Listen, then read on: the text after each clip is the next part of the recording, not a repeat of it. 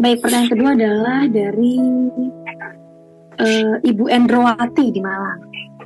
Assalamualaikum, mohon izin bertanya. Bila suami sering menyembunyikan HP dari istri dan saat ditanya malah marah-marah, apa yang harus dilakukan istri?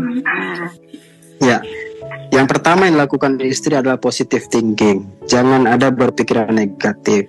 Berikan uzur kepada suami bahwa bisa jadi suami menyembunyikan handphonenya dari istri karena ada sesuatu masalah pekerjaan yang mungkin permasalahan pekerjaan itu dia tidak ingin istrinya tahu.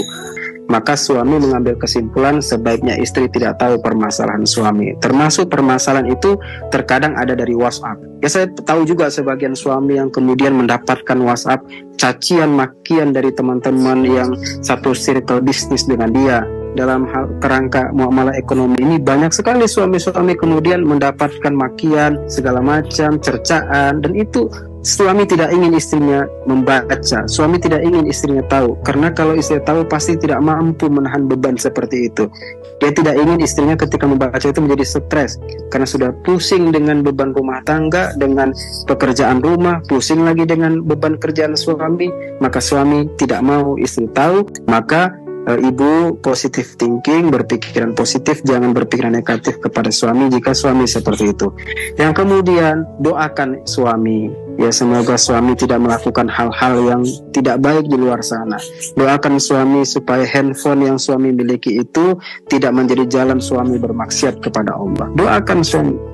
Tidak perlu istri mengecek handphone suami, tidak ada gunanya.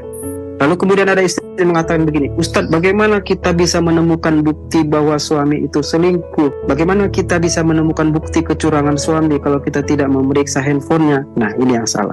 Perhatikan ibu, khusus yang bertanya, bukti itu bukan kita yang cari. Bukti kejahatan suami atau bukti kejahatan istri atau bukti kejahatan atau kecurangan pasangan tidak perlu kita cari, bukan kita yang cari. Allah yang akan mendatangkan bukti itu kepada kita ketika Allah melihat bahwa kita perlu tahu bukti itu. Allah yang akan mendatangkan bukti itu kepada kita. Allah yang akan menghadirkan bukti itu kepada kita. Dengan cara apa? Dengan cara yang Allah kehendaki. Misalnya ada seorang istri. Akan ditunjukin gitu ya Ustadz ya? Iya, akan ditunjukin. Ya, misalnya seorang istri mendapatkan telepon dari temannya. Kak, tadi saya lihat suami kakak dengan perempuan lain masuk hotel loh. Ini fotonya atau ini videonya. Nanti kakak bisa tanya sama suami, perempuan itu siapa, kok bisa masuk hotel bareng-bareng. Nah, Allah yang hantarkan bukti itu dengan cara yang paling indah dan paling tepat. Gak perlu kita periksa-periksa handphone suami.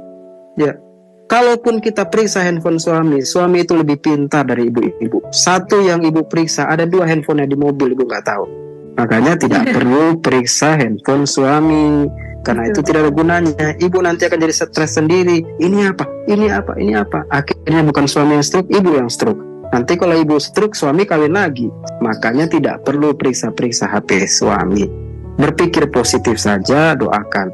Dan kalau masalah bukti, yakinlah kalau memang ada kecurangan dan maksiat melakukan suami di belakang ibu, Allah yang akan tunjukkan, Allah yang akan hadirkan. Percaya, Bu.